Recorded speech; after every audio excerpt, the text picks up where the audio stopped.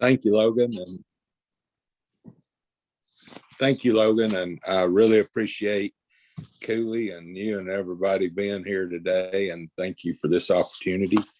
I became mayor of Dunlap in 2009 through 2000 until 2021, and Treaty C was formed in 2008 by UTC and 4 mayors at that time.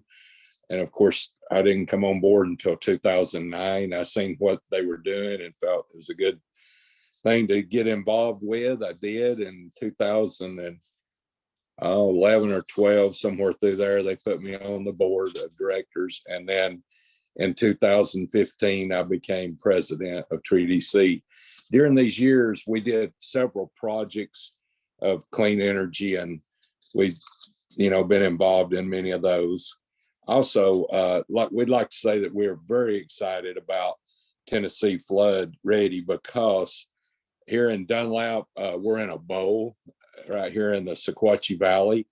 And for 12 years, I worked on the flood as much as I could, because the costly amount, but we really did some good downtown on our strip mall center. It was flooding every time it rained 4 or 5 inches, it would flood, and people were putting sandbags and such. So we got most of that done after we did the redoing of what we could.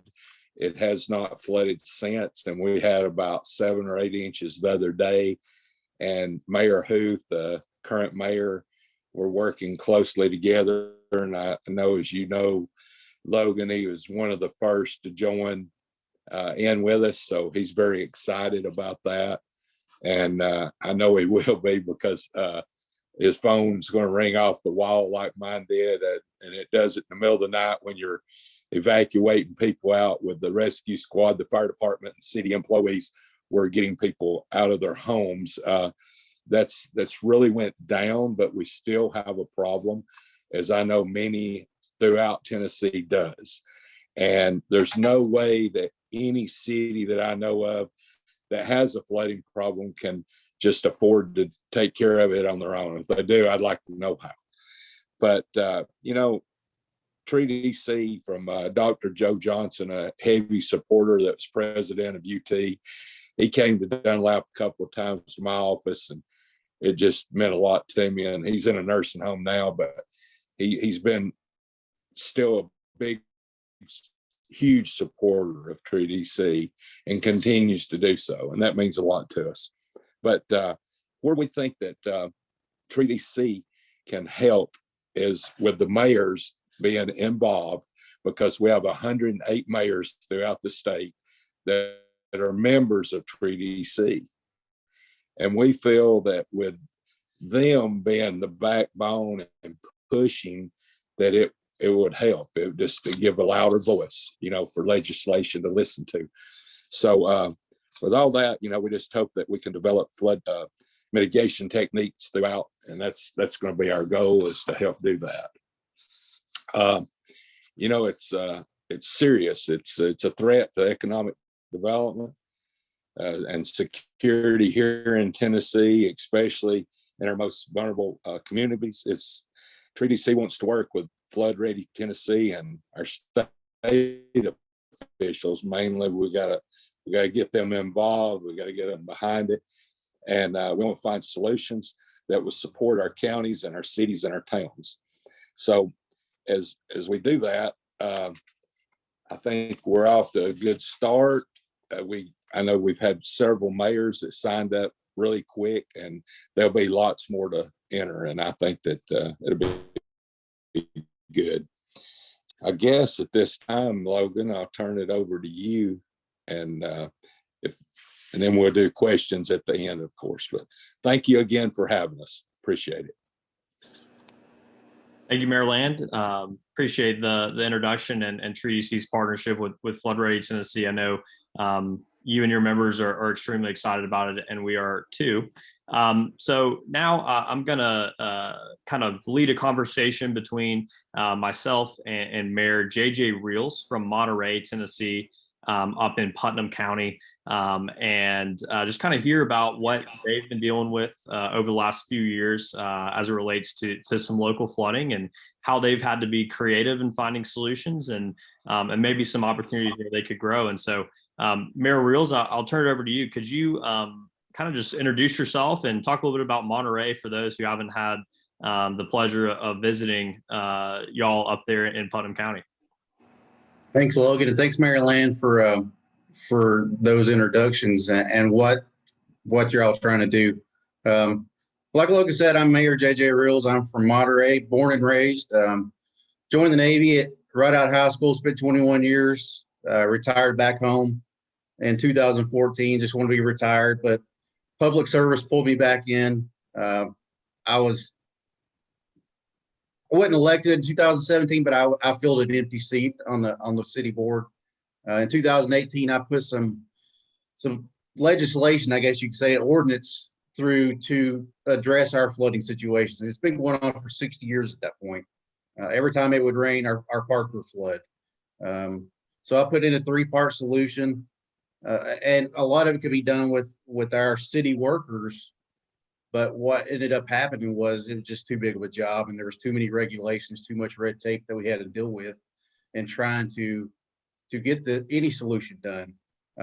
We've scrimped and scrounged, and Rob Peter pay Paul, as the saying goes, to be able to do the first 2 parts of it, and the third part is the most daunting one, because they call it a blue line stream. Basically, it's a ditch line, but it's got water in it all the time. So doing with T-deck, it's just a nightmare, if I'm being honest.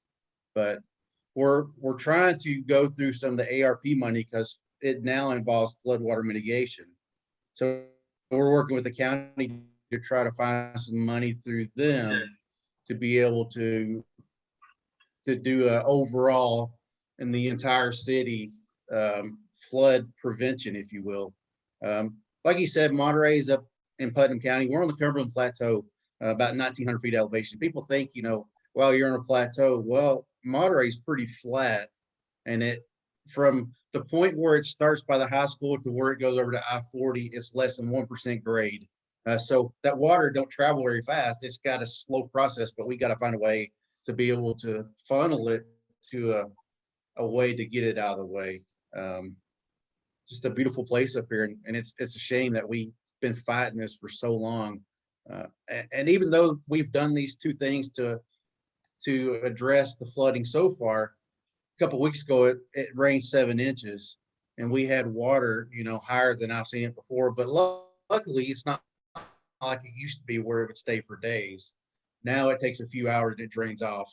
But that last part is what is kind of the holdup, if you will, because there's so much that's involved. And if you release water here, it's going to create more problems downstream, and that's what we're facing now. It's now starting to wash out some of the yards and stuff, because there's so much water going through, and it's like a choke point. It can't go through all this vegetation. So we're just trying to find a solution to fix that problem. So Mayor Reels, it sounds like you said, it's been a problem for quite some time. Other than kind of regulations, what other barriers have you encountered in terms of the city itself trying to address these problems? I mean, is it something with technical assistance in terms of being able to find ways to design projects that are going to alleviate that flooding, or is it financial resources, being able to actually fund and execute those projects? What are some of those barriers that you see as the city trying to help solve some of the problems that are affecting the businesses and the homeowners there? It's just the financials. It's so costly to do these projects. Like I said, we scrimped and scrounged, and the first 2 parts is over $250,000. We actually went out and got a capital outlay note to be able to fund part of it, and we used some of the money that the governor gave to us to fund the second part. So here we are, we're being creative to try to find a solution, but the last part is the big part, and I'm working with our engineer now to, like I said, come up with an overall solution. He's going through all the grades of the entire city to find out where do we need to put put in, XYZ to get the water, to where it needs to go and alleviate the flooding. It's just, like I said, it's just a lot of red tape and the financials, like I said, is the biggest part. I've had Cameron Sexton, Speaker of the House, in my office. We've sat and talked about it. Senator Paul Bailey is our, for our region, and we've sat and talked about it. Congressman John Rose, who represents us in Washington D.C., we've talked about it, and it's always comes down to money. Yeah, that's always going to be the holdup. Right. So it sounds like you've engaged a lot of the stakeholders at the state and the federal level that could help alleviate some of this. Have you had any conversations, about regional solutions? You said what you do here is going to affect the water, and downstream where it goes, or what happens upstream is going to affect you all. Has there been sort of collaboration there? And if not, is that something that you think would be helpful? Mayor Porter is our county mayor, and he's also on part of the Flood Rate Tennessee. And we've talked about it a little bit. And one of the things that, like I said, we're kind of up on a mountain. Everybody says, we go to Monterey, you go up the mountain to get to Monterey from Cookeville. Mm-hmm. But like I said, it's flat up here. And once the water gets directed over underneath I-40 to where it goes into like we call it a lake, but it's not really a lake, it's just a small reservoir. Then it goes down the mountain into Caterpillar River. So there's really no, issue with it going over the mountain. But I know Mayor Porter, there's some places in the county that gets flooded quite a bit. And it takes a big rainstorm to really flood up here. And fortunately, we're blessed that we're not like Waverly that had that huge flooding down there. But it is dangerous. There was a while back an elderly gentleman driving, and he drove right in the middle of it. And next thing you know, he's got water up to his windows. Fortunately, our police got him out pretty quick. Not too long ago, there was quite a storm, and it was outside the city limits, but it washed a creek bed culvert out, and the guy coming down the road didn't see it. His truck went over in it and knocked him out, and he drowned. So, like I said, that's not in the city, but that is the kind of things that I think about when, we were getting ready, and I heard rain. I looked at the window. I'm like, oh man, here we go again. But then I got on my phone and looked at the radar, and it's just a little bit. I'm like, all right, thank you, Lord. Yeah. Every time it rains, it really makes me anxious because of everything that's happened for, like I said, it's been going on 60 years. Mm-hmm. So it also sounds like you've been able to put to use some of these American Rescue Plan dollars that have been allocated from the governor and from the state. Do you think if in the future, if there were similar resources available, like the ARP dollars, but maybe they're state allocated, are there more projects that you see being done in the future that could make move the needle a little bit on these flooding issues? Absolutely. If there was a pot of money that was available that we could start the project at least, because now it costs a lot to even get these projects started, because you have all your engineering fees, who has subcontractors after subcontractors, try just to get a plan together. It's several tens of thousands of dollars just to get to that point. If we even had a pot of money to get to that point, know what we're going to have to do to fix the problem, then that would be a huge step in the right direction. But now there's really nothing available. And you had mentioned that I think it was yesterday you called me and said that we're going to have a meeting next week with some folks in Nashville. And I think I mentioned to you at the GovCon conference for economic development, I spoke to the TDEC director down there, and what I was talking about was ARP dollars, because all they're saying is water, sewer, water, sewer, water, sewer. And I explained there's not going to be enough contractors and not enough engineering firms to do everything for every city in every county. Mm-hmm. And I think that's maybe partly where the stormwater mitigation part came into it. And because before it was just, like I said, sewer, water, that was it. Yeah. And I told them we're going to have to get creative to find out how to use this money. Right. Because there's not going to be enough people to do the work for these, basic infrastructure projects you're talking about. We're going to have to find other solutions to use the money. So hopefully, that had a little bearing. I don't know if it did, but I like to speak my mind. I think you know me well enough, Logan, that I'm going to say what's on my mind. I'm retired Navy. I carry a coffee cup with me all the time. I'm one of them old crusty guys, they say. But like I said, it's a blessing to be involved in this, and I appreciate you putting the opportunity for me to do this out there. Yeah. I look forward to working with everybody. Yeah, and I think what you mentioned there at the end, just being able to really look for ways to work together, to find these solutions, to get the technical expertise, to get the engineers, and to think creatively about how to use the money that's available, and also to hopefully find some new resources in the future.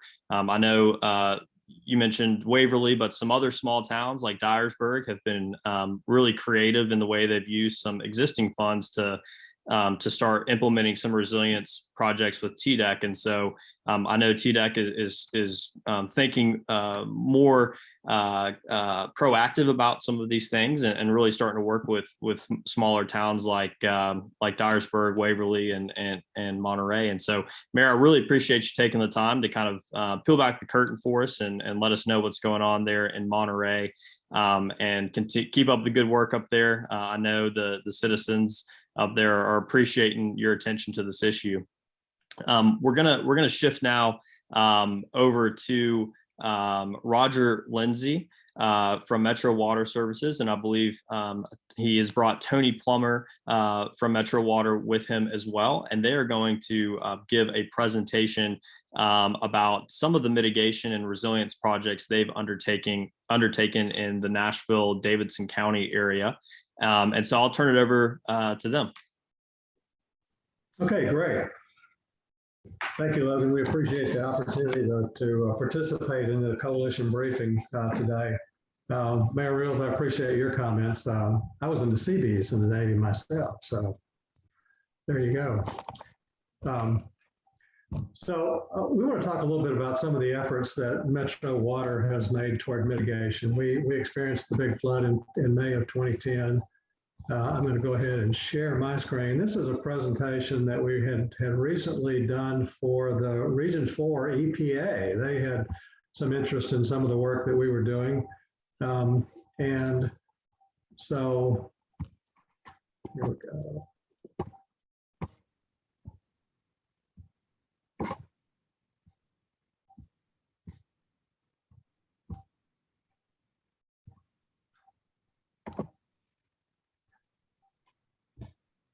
Okay. So does that fill the screen for everybody then? Looks great. Thank you. Okay. So the role that I play at Metro Water, I'm the program manager for floodplain and stormwater management, and Tony is our mitigation program manager. And Tony has 27 years experience in working with the likes of FEMA and private contractors, and she's been with Metro Water now for about 10 years, leading our buyout program which is a significant component of our mitigation in Nashville. When we talk about mitigation, we really have a broad-based kind of a mitigation program. We had set higher standards. We require new residential houses to be built 4 feet above the base flood elevation. We fairly rigidly enforce our substantial damage requirements. A house that's more than 50% damaged in a flood has to elevate to meet the floodplain standards. We've done a lot of work with our water and wastewater plants, elevating components that, for example, we had water damage at both plants, but the Harrington plant was totally out of operation for a month. So we've done a lot of work to upgrade the electrical systems, the chemical feed systems at those plants. Nashville SAFE. SAFE is an acronym for Situational Awareness in Flood Events. And it's a flood forecasting tool that we use every time the emergency operations department gets activated for extreme weather events. So we really track and monitor those events. But what we want to really focus on today is our home buyout program, because that's really a point at which we really get a lot of bang for our buck. And so we started buying houses well before the 2010 flood. We had bought upwards of close to 100 houses over the decade or so before the 2010 flood. But since the 2010 flood, there's no holds barred. So as we talk about home buyouts, why home buyouts? You see a case on the screen here where these two houses are separated literally by a blue line stream. Today, the house on the right doesn't exist anymore. It was one of the candidates for buyout. That house had probably flooded a dozen times over the years. But it makes sense in a lot of cases to make these flood-prone houses go away, as opposed to trying to put a Band-Aid on them, elevate them perhaps, yet only to find out that they flood again. We're going to talk about funding sources. Tony is an expert on that, how we select homes for buyouts as opposed to elevating and those kinds of things. The issue of condemnation. We'll kind of briefly cover our accomplishments through this program, and then we'll talk just for a second about 7 Mile Creek, which was severely impacted by the flood that occurred just in March of this year. So why home buyouts? What are you going to do with a substantially damaged property? If it's more than 50% damaged, there's in some cases a house that was built well below or below the base flood elevation, the 100-year flood elevation, if you will, have to be dealt with. In some cases, the owner has the option of elevating those properties. In other cases, the owner throws up his hands and says, please buy me out. When we do buy out and demolish, it eliminates future flood damages and stops those owner losses. It reduces future losses for the National Flood Insurance Program. When we get those flood-prone houses out of the insurance program, that eliminates future claims. And believe me, we've seen some staggering examples of houses that seem to flood over and over again, and the flood insurance program ends up paying out far more dollars on the house over the long term than the house is really worth. When we do a buyout, the property owner gets fair market value and gets to move away from a high-risk area. It reduces the need for emergency response. We'll show you a slide or two about how dangerous that can be. And then it creates open space in the community. It restores neighborhood areas to pristine creekside buffer zones with potential for installing parks or greenways, walkways. And our motto is that a demolished home will never flood again. Why is it important? This is a case of a house over in West Nashville. Again, we have that 4-foot freeboard requirement. The BFE is that middle arrow kind of pointing at the bottom third of the screen door on the front of the house. The base flood elevation in this case is 418 feet. The finished floor elevation is 2 feet lower than that at 416.4. The lowest adjacent grade is at 414. So you see that already the house is 6 feet short of meeting our floodplain requirements. And the water in this house in 2010 came all the way up to 421 feet. And then the base flood elevation plus 4, our compliance level is 422.7. So you can see that houses like this are much more suited toward being bought out and demolished rather than requiring an owner to elevate that house. This is an example of a compliant elevated house, probably from the same neighborhood. The owner took the option of elevating his house. He had the ability to take his increased cost of compliance money from this flood insurance policy to help offset some of the cost of elevating that house. But what do you have when you do that? Now it takes 12 steps to get to the front door of this house. It's not practical to do for an entire neighborhood. It's not practical for elderly residents that have issues with stairs. Your cars, you can park your cars under a house like this if you create a parking area, but the cars then are still well below flood elevations. And a house like this is probably a post-war house, a little 800 square foot house with 2 bedrooms, a bath, and a living and a kitchen area. They're just not worth the effort if you can make those houses go away. Tony's going to talk some about the funding sources. Good afternoon, everyone. I kind of get into the weeds, so I'll have Roger kick me under the table whenever I start to do that. Metro typically uses 2 funding sources, but there's four listed on the screen. So let me start with the local funding. At times, we're lucky enough for the council to approve funding for us to acquire properties that we typically can't acquire through FEMA mitigation. The community development block grant we use after a disaster. It is for low-income homes, the cheaper homes, and it helps with that. It depends on what our metro department would allow us to have. After May 2010, it was $1.5 million. So that kind of offsets some of the costs that we had to put out. The U.S. Army Corps of Engineers, we just started with them probably about maybe 5 years ago. I'm thinking could be longer, but I think actually acquiring homes probably about 5 years ago. That is a 65-35 split. It's really not a whole lot different than the FEMA mitigation grants, other than that you have to have a survey and relocation assistance. That's two things that are required that FEMA does not require a local jurisdiction to do. FEMA mitigation, this is what I've been doing the whole 27 years I've been doing this. So there's three different types of funding sources under FEMA mitigation. You have your hazard mitigation grant program. It's a 75-25 split.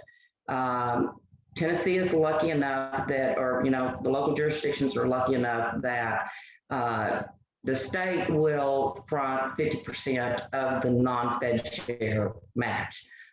So the state pays 12.5%, the local jurisdiction pays 12.5%.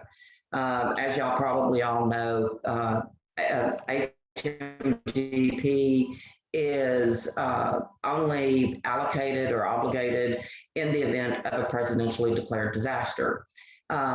We do utilize flood mitigation assistance.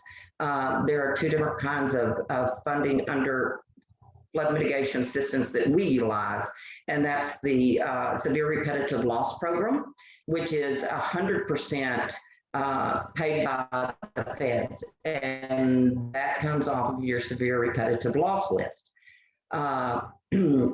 The other one is the repetitive loss grant that we utilize. It's on the repetitive loss list. It has it has to have at least 2 flooding events within a 10-year period of time. And that is a 90-10 split with FEMA and the local government. On the FMA grants, there is no state match on that. BRIC, which is the Building Resilient Infrastructure and Community, took the place of PDM. That is allocated on, or it comes up on an annual basis, as does the flood mitigation assistance. Flood mitigation, the BRIC program is more for infrastructure projects. Along with FMA, they're both competitive across the U.S. We haven't gone after any of the BRIC because we're trying to get a better understanding, because it's a newer program. Can you click it for me? My points of contact, or our points of contact at the state, would be Doug Warden, who is the state hazard mitigation manager. He's a cool guy to work with. The people that I depend on the most is Donna Holden, who is basically the closeout manager. She does the vast majority of the financials when you submit a reimbursement request. Carrie Cochran is super at mitigation application development, and she's a project specialist. So she walks all the local jurisdictions through how to develop an application. One thing that I want to say that I have found out in my years, mitigation, regardless of what program you go into, it's not it appears to be complicated, but it's not.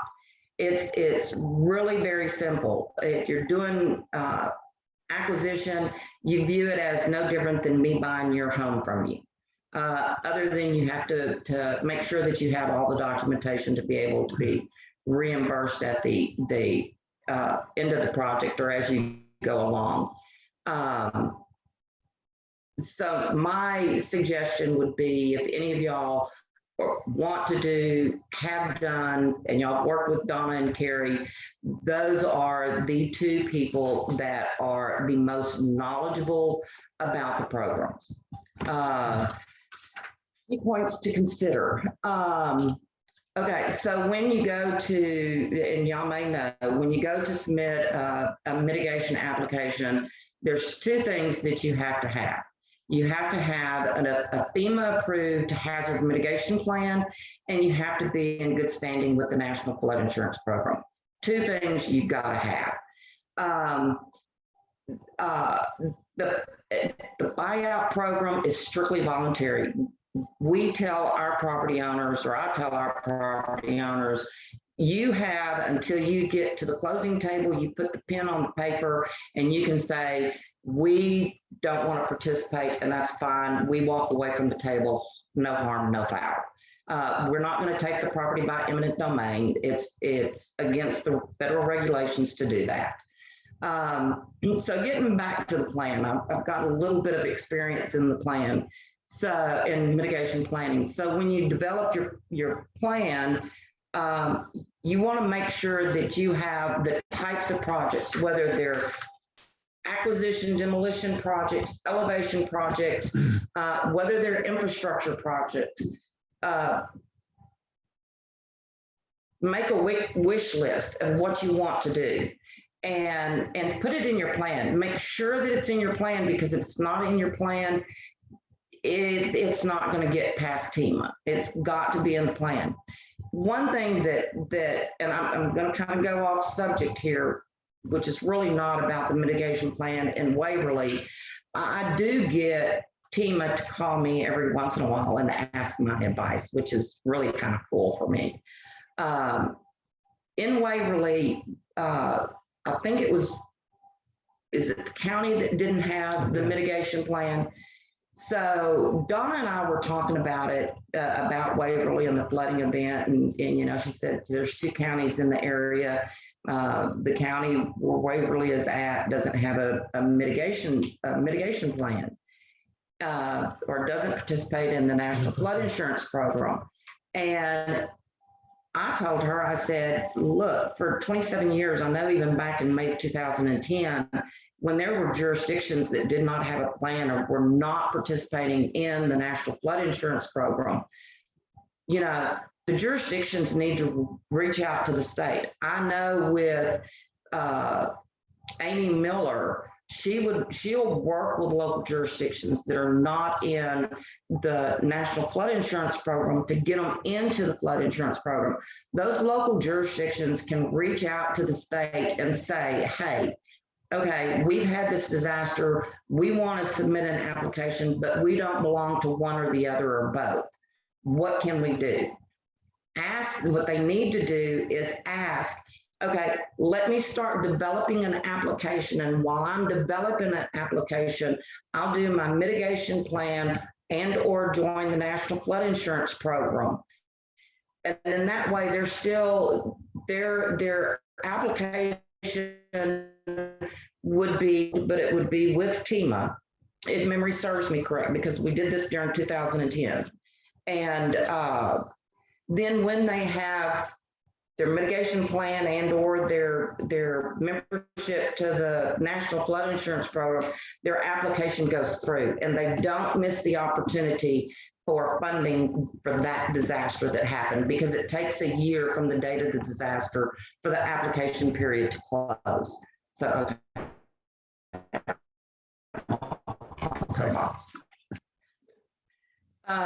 So with the Corps of Engineers, Metro had some input. I wasn't here when it started.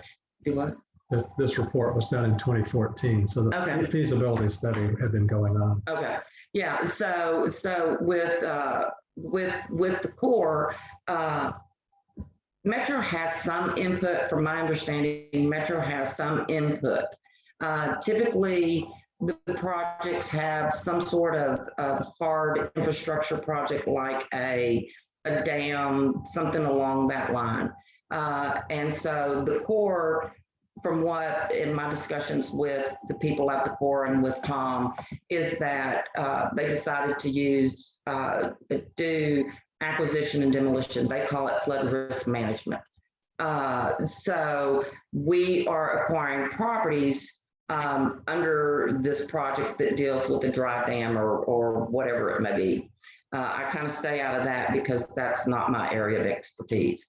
One of the projects that we have, the infrastructure project fell through, so the Corps decided, well, we're just going to go ahead, and we were able to add some more properties to the project. So they did the feasibility study that you see there that was in 2014. They do all of the work. As far as, we don't do it, the local jurisdictions don't do an application or anything like that, which is like really cool. Once they approve the project, they let us know, and then we enter into a partnership agreement with the Corps. It is I think this is probably one of the grant programs that I work with that is trying, but you just have to, if you want to get reimbursed 65%, you just have to keep walking through it and knocking down any barriers that need to be. This project, or with the Corps funding, they want the ability to say that we can condemn the properties. Metro doesn't do that. It just doesn't make common sense. I mean, well, it's not common sense to me anyway, to condemn a property just because the property owner doesn't want to sell it to Metro. And I guess that's because of all my years of experience with FEMA, because you can't do it with that. The two things that I had mentioned that was different is, well, there was two things. The relocation expenses, they being the Corps, require that the property owners are given the relocation assistance. You can do it through FEMA mitigation grants. We don't with FEMA, but with this, you're required to do it. So we do it. If you're, I'm getting into the weeds, I'm gonna stop. Okay. Okay. So thank you, Tony. So there's a lot, the whole financing side of this thing is complex, and it may be an opportunity, Logan, as we go forward to provide additional information about where to gather information about the best approach for financing. Just to continue on, we talk about home selection. The golden rule applies in this case. He who has the gold makes the rules. And so Metro is fortunate that about 11 years ago, we passed a stormwater user fee. Right now, it's about $6 a month for each residential property in the city. But it produces a lot of money that we use in stormwater infrastructure type projects, but we also use it to cover our matches. So that's one of the ways that we don't just, fabricate money out of thin air. And then the city council, after watching this program progress along well for some period of time, began to make some additional dollars available in the case where a structure may not be subject to or eligible for some of the federal grant programs. On occasion, on short notice, we can just buy a house and demolish it and make it go away. We look at the history of flooding, politics. We just kind of enforce our regulations in accordance with the way they're written. So, politics doesn't usually seem to have a big role in the process. There is more focus in the last year or so in looking at social vulnerability of owners. We want the most at-risk homes first. And especially like in our work with the Corps right now, we started with a list of 100 properties just in Mill Creek that we want to buy, but we're flexible as we've had houses that were damaged in the March event that weren't on that list. We've been able to do some adjusting on that list. Again, we talked about using your repetitive loss properties as a good place to start at a couple times. This is a bizarre one here because you can see the date of losses across the bottom of the screen. There are 9 separate losses for this structure. So it clearly is a great candidate to make a house go away. And then we talk about the need, you've got to work through this process with FEMA. They've gotten real focused on Privacy Act requirements in the last year or so, and they're requiring that cities fill out this ISAA, Information Sharing and Access Agreement. We finalized ours and had it executed by the mayor and sent it to FEMA a year and a half ago. Cannot seem to get a final signature on it, so it makes it a little more challenging to get our regular repetitive loss list out of FEMA every year. So we talk about multiple floods. This was an example along Mill Creek. This is Wimpole Drive. There were 12 flood events over a 25-year period, and we began acquiring those houses. This was an area where we bought a lot of houses before the 2010 flood. The last 2 homes we purchased out of all the red boxes, they're all gone. There's a nice creekside buffer and natural area along that area that exists today, because if there were still houses there, they would still flood today. So those are the kinds of areas we really like to focus on. Coming out of May 2010, with 2,000 people saying, please buy my house, we knew that we would be limited with 44 counties trying to access the HMGP money that was made available during the presidential disaster declaration. The things that we really started to focus on was we wanted residential properties. We wanted houses that were built prior to the existence of any flood maps. We wanted those houses that were in the floodway of those creeks and that were more than 50% damaged. And by limiting our focus on houses to acquire to those, we were able to whittle that list of 2,000 down to a level that was much more consistent with the kinds of dollars that we expected to get. And it still remains kind of the way we look at homes today, because those are the ones that are at highest risk. You look at an example like this, is this house substantially damaged? There's the front door of the house. See how much water was in that house? The inside has been gutted to above the halfway level on the sheetrock and all the flooring. These are easy to tell here. This house floated off its foundation right into the middle of Hummingbird Drive. We call it the Hummingbird House. Ironic that the house flew off its foundation and ended up in the middle of the street. This was one of few where we really had houses washed off foundations, in contrast to what was experienced in Waverly with an event that blew so much water, a wall of water down Trace Creek in the heart of Waverly that demolished, swept hundreds of homes off of their foundation. So the magnitude and the nature of the storm often establishes what really constitutes. To condemn or not to condemn, you're not allowed to do that with a FEMA project. We have always maintained that if a homeowner wants to stay in his house, if he's substantially damaged, he's got to upgrade the house. But we're not going to force that homeowner to sell. On the other hand, you see my last bullet there, we coined the phrase subsequent victim. That's a person who today would be from California, who would buy a house sight unseen for a staggering number of dollars, only to find out 6 months later that the house is going to flood again. That's a subsequent victim. And we really are keen to try to avoid that from happening. We play kind of the hardcore game with some of these investors that blow into town after a flood, trying to scoop up houses for a quarter on the dollar, just to flip them a month later for $100,000. We talk about working with residents in areas. This is a parcel that's shaded in purple on Chadwell Drive, Gibson Drive. We've bought We've bought those other 8 lots over the last several years because they were all flood-prone lots. The owner of that last house won't sell to us, in spite of the fact that this news article was about that house. And you can see the fire rescue people coming in, bringing out a baby in a baby seat from that house. You can see the mailbox in the back there, the 817 mailbox.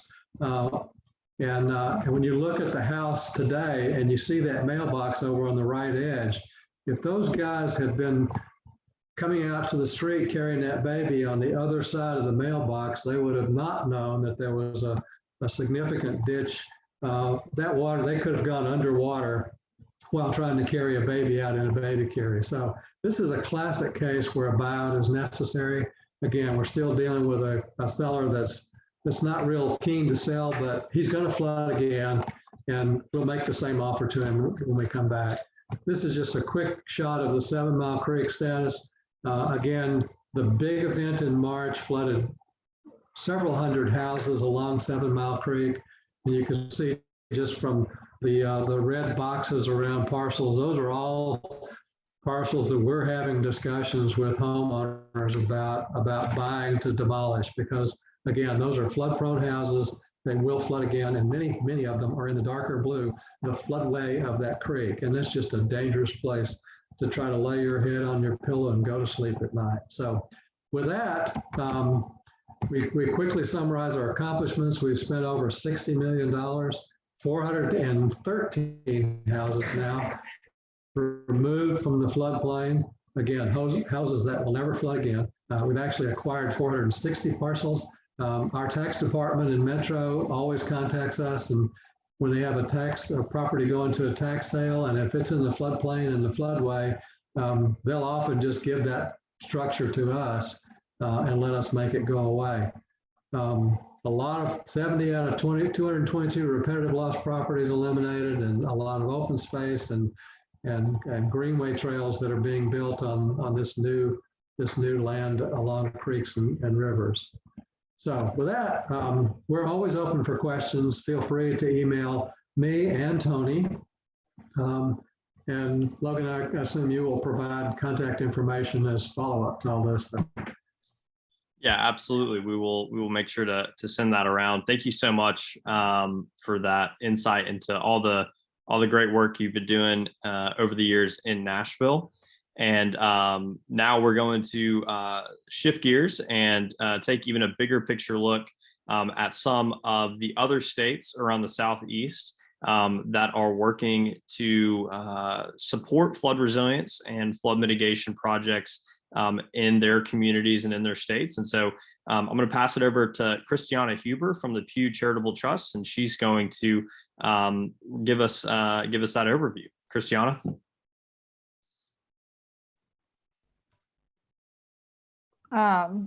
Yes, thanks, Logan, and hello, everyone.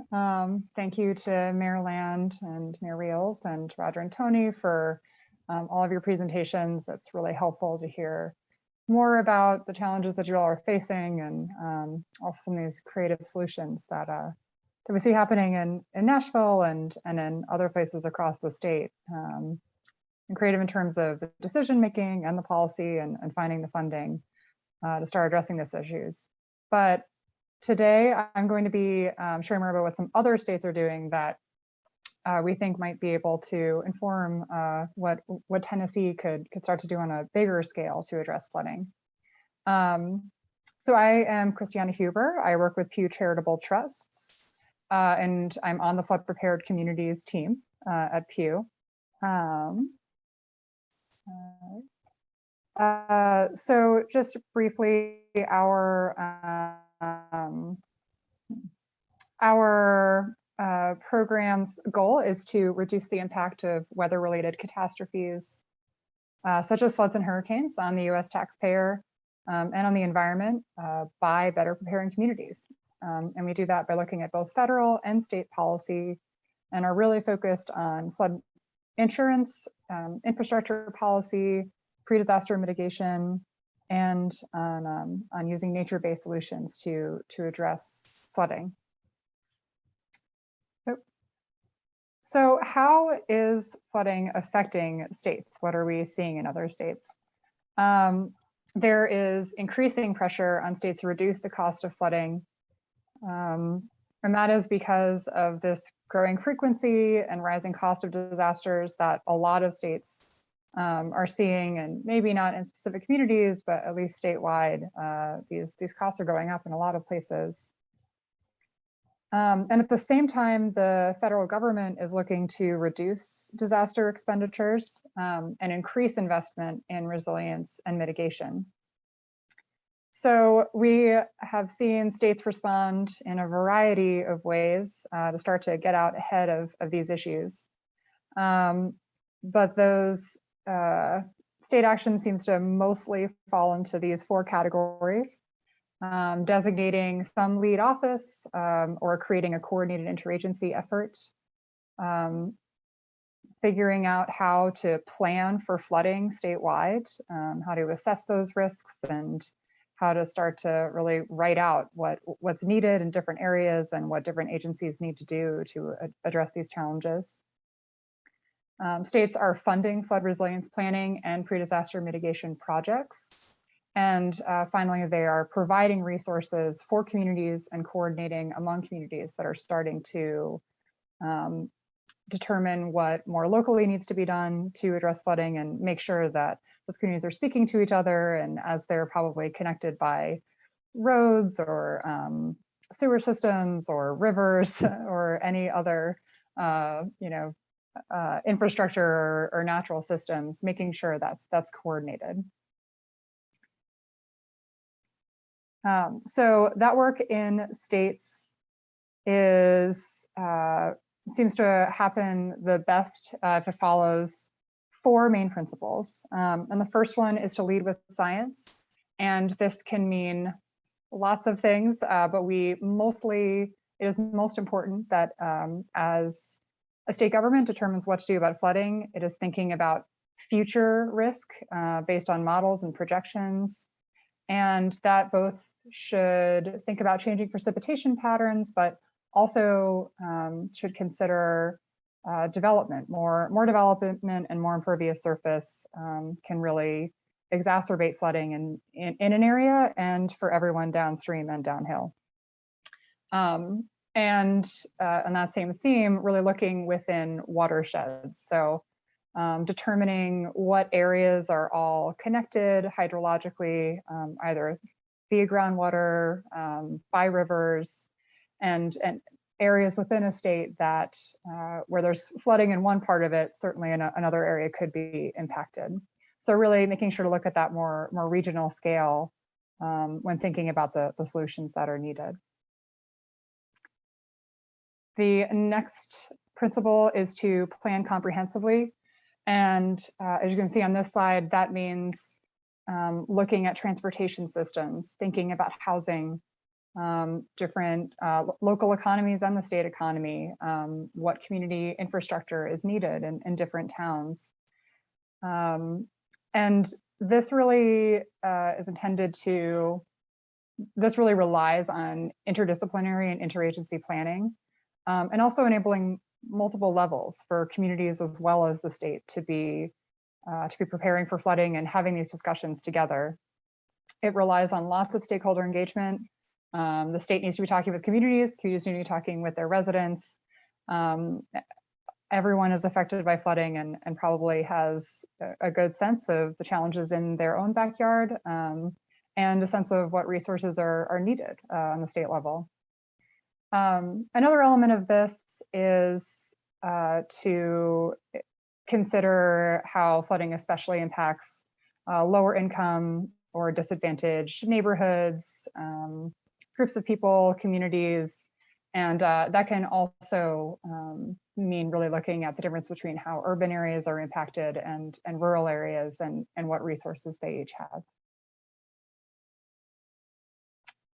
The next principle is to invest now. Now is a great time to invest in both flood resilience planning and in that modeling and developing a plan, and also in these projects that can reduce risk. It's really critical to break this cycle of disaster spending and pay for these things before the disaster. On this slide, there's this widely cited statistic from the National Institute of Building Sciences that found that for every $1 of federal funding invested in mitigating flooding, there was $6 in returns. Reaping these benefits means extended planning time horizons, really looking out ahead as different infrastructure planning or even regional or municipal planning is happening. And also incorporating that future risk in project design, especially for infrastructure that's really important. And if you're building a new hospital or a really critical road, making sure that is built to withstand floods that occur now and could be more severe in the future. Oh, and then this slide also includes planning for negative and positive growth, and that really just means as Nashville is looking at what areas maybe need to not have as many homes, there's also opportunities to develop other areas that are safer and don't have as much flood risk, and then you're able to use some of those green spaces that result from buyouts for maybe really beautiful parks or really exciting recreation opportunities. So there's some real benefits that come out of this with, really proactive and creative thinking out ahead. The last principle is to put nature to work. This slide overviews different green infrastructure, and those are designs that use nature or natural features to mimic natural surfaces or materials to capture, hold, and infiltrate rainwater instead of letting it run over roads and parking lots and really contribute to stormwater flooding. And this also can refer to adding in buffers or doing floodplain restoration along rivers to give rivers some space for when they flood. The slide also overviews blue infrastructure and gray infrastructure, but we are most focused on green infrastructure as a really as being a really beneficial way to address flooding with lots of other benefits, like economic benefits and offering wildlife habitat and all kinds of other unintended, very positive consequences. So what are other states already doing? We'll look across, so Pew is working in many states. We are not working in all the states that are on this slide, but there are just stories from these states that are in blue that we think can relate to Tennessee for sure. So the first state to look at is South Carolina. There are lots of things that excite me about all the things these states are doing, but we do not have enough time for me to go through that all. So I'm going to just highlight a few especially exciting and relevant elements from each state. So South Carolina, last year, Governor McMaster signed the Disaster Relief and Resilience Act that creates this Office of Resilience, and that Office of Resilience and Chief Resilience Officer are charged with developing this statewide resilience risk reduction plan. And that plan will be looking at past and potential future losses associated with disasters.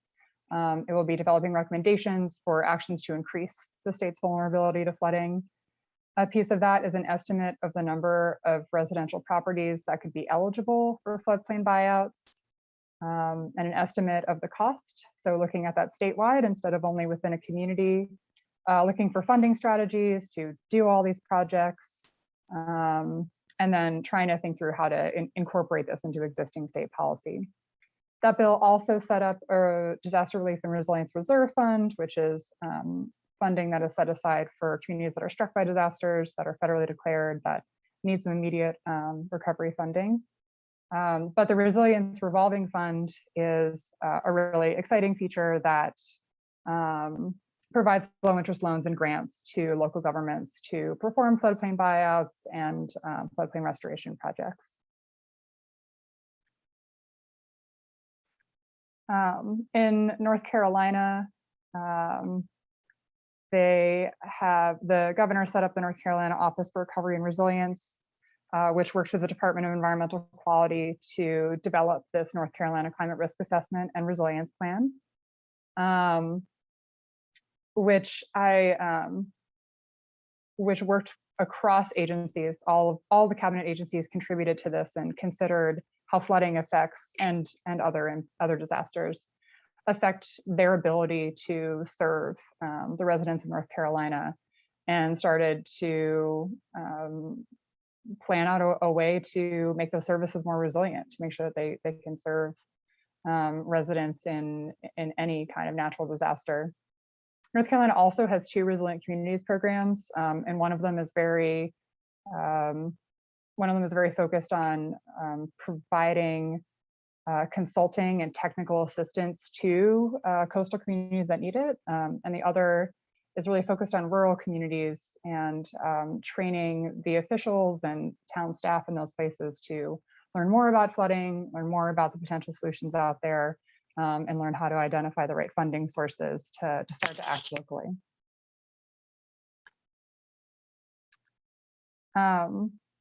Texas's Water Development Board was tasked with developing the state's first ever regional and statewide plan. So Texas was divided into, I can't remember the number now, but a number of regions that are determined by watersheds, so areas that are hydrologically connected, and all of those regional resilience planning groups are developing their regional plans to determine what those flood vulnerabilities are and what the best projects would be to start to address that. And then the state will pull all those regional plans into one big statewide plan to determine what projects are prioritized, what policies need to change at the state level, and really direct the funding that's coming out of this flood infrastructure fund that Texas has also set up.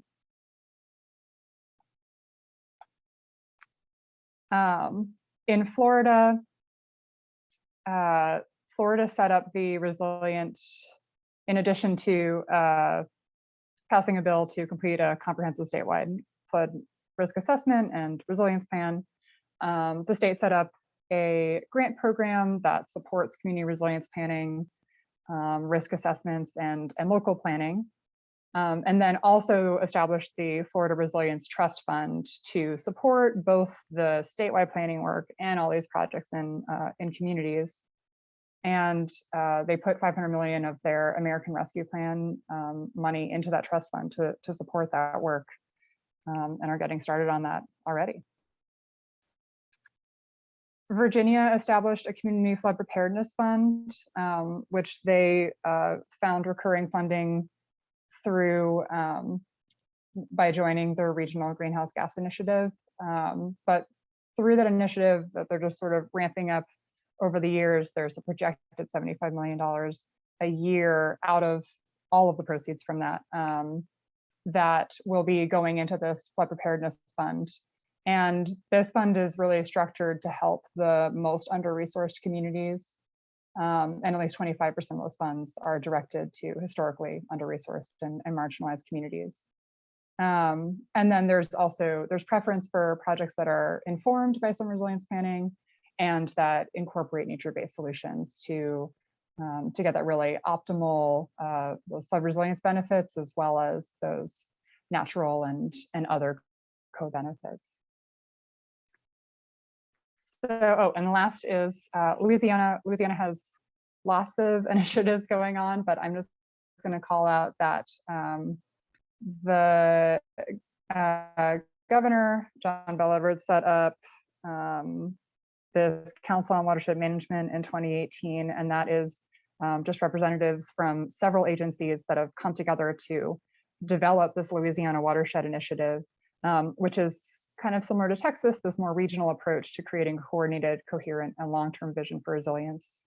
It aims to create tools for communities and lots of data on flooding, and really have clear decision-making about what policy change is needed and what projects need to be funded first, and is really looking on this bigger regional watershed scale for more regional projects, maybe all along the same river, or a series of green infrastructure projects that can capture water in one more efficient and critical area versus just really only looking community by community.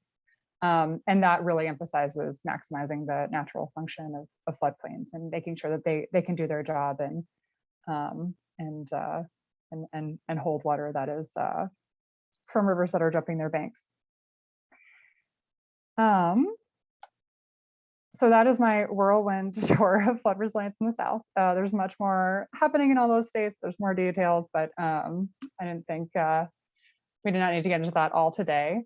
And the next steps here are what, how does this apply in Tennessee? All these other states have found these different paths to at least starting to get the information all in one place, getting agencies and communities talking to each other. And we're starting to think now, and I'll flip in a moment to my own email. We're curious to hear what elements of these work that other states are doing that that Tennessee could emulate. Also, how can we build on the work that's already happening at the state and really help the state prepare? Because we know there's already some promising work in Tennessee, like TDEC has offered lower interest rates for resilient and green projects that are funded by the Clean Water State Revolving Loan Fund. It's already been mentioned, but and I think Mayor Holden is on, but the resilience pilot project that's happening in Dyersburg that has these resilience benefits as well as these clean water benefits.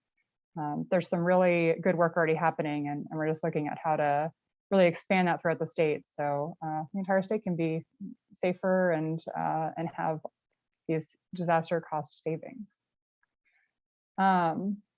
So I think that is all for me. That's my information, and I'll pass it back to Logan. Awesome, thank you so much, Kristiane. So I think we've really kind of covered the gamut here. We've heard from some smaller rural communities who have been struggling to address these needs. We've heard from Nashville, who kind of has all the resources, and they're pooling a lot of different resources together to really do some large scale buybacks. And we've taken a survey of what's going on in other states and how they're addressing it to bring some of their more rural and vulnerable communities up to speed with flood resilience and flood mitigation. And so as Flood Ready Tennessee kind of moves forward and tries to work with stakeholders at the local level, as well as working together with all of the relevant agencies to find the solutions that actually empower communities and will end up saving both property and lives. I think at this time we're gonna open it up to questions from anybody on the call who would like to ask any questions of those who've taught today. And I will be sending around both a recording of this session and all the contact information of everybody who was on, so that if you all would like to reach out, you can. But right now, if anybody would like to ask any questions, feel free, and we'll plan on wrapping up right about 3:30.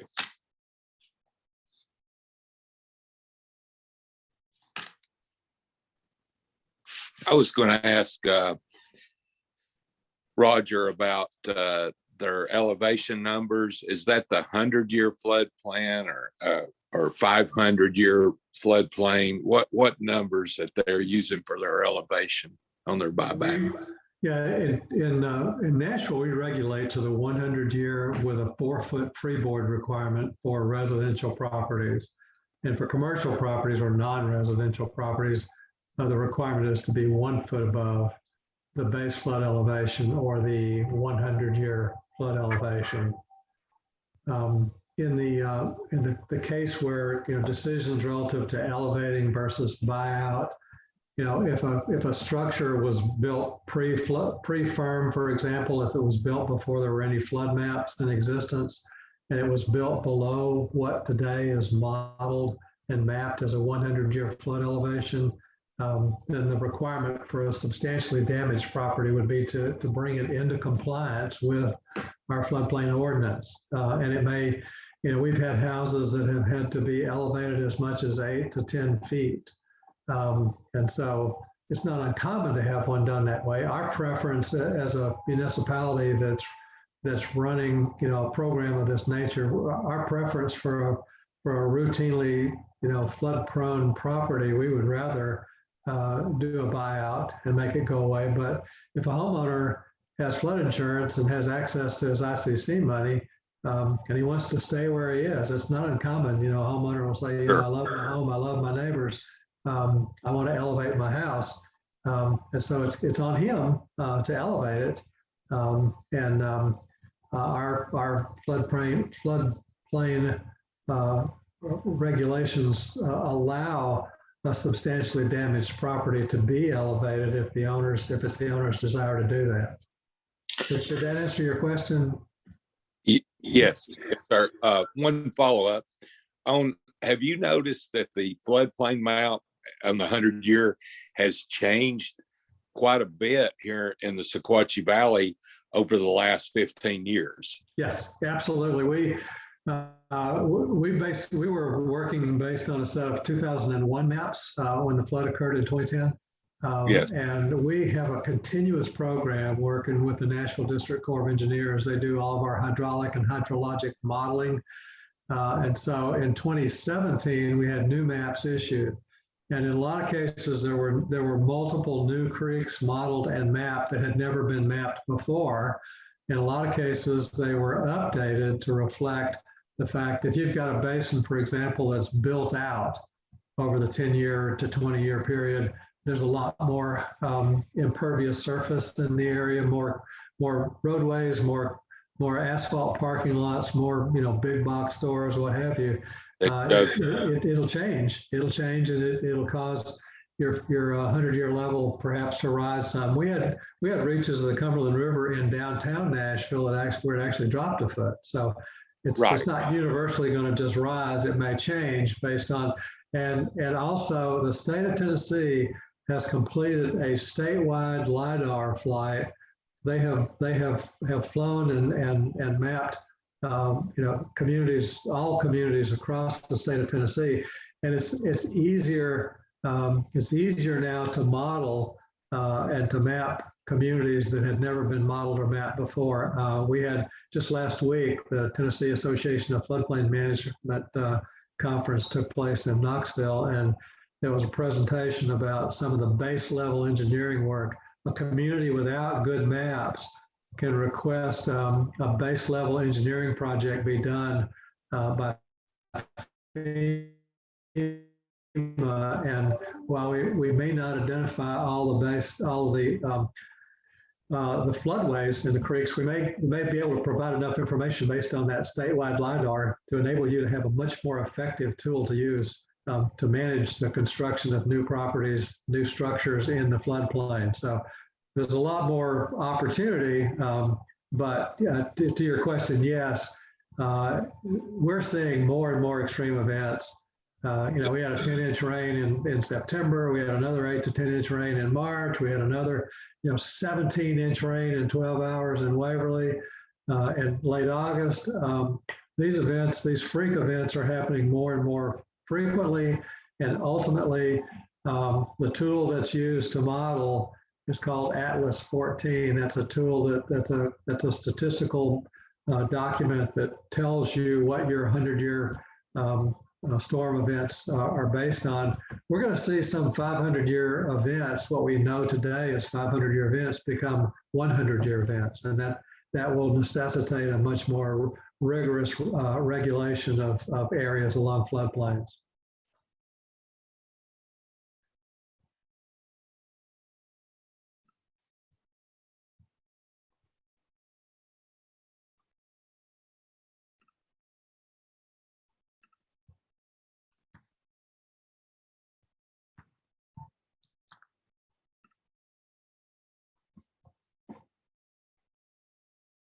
There any other questions out there for any of our panelists? You could also put them in the chat if you would like.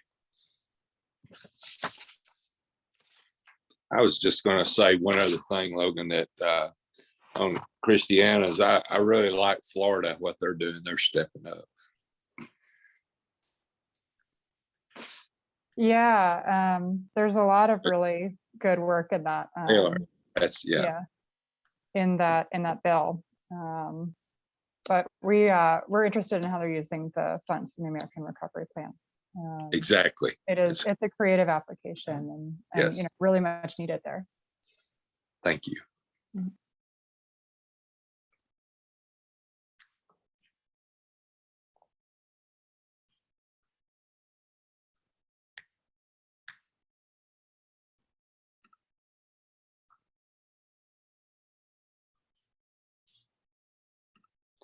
Well, if we don't have any other questions, then we will give y'all some time back this afternoon. But if anything comes up in the hours after you're thinking about what we've heard today, feel free to reach out to myself or any of the other speakers that have presented today, and we'll be happy to answer those questions. Also, be looking for some updates from Flood Ready Tennessee in the coming days. And if you are interested in officially joining the coalition as well, you can visit floodreadytn.com to learn more about some of the priorities that we're working on, and you can join the coalition there. Thanks, Roger and Tony and Kristiane and Mayor Reels and Mayor Land for taking the time out today. And we look forward to working together to make Tennessee more resilient against flooding. So hope to see everyone in person or over Zoom again soon. Have a good afternoon.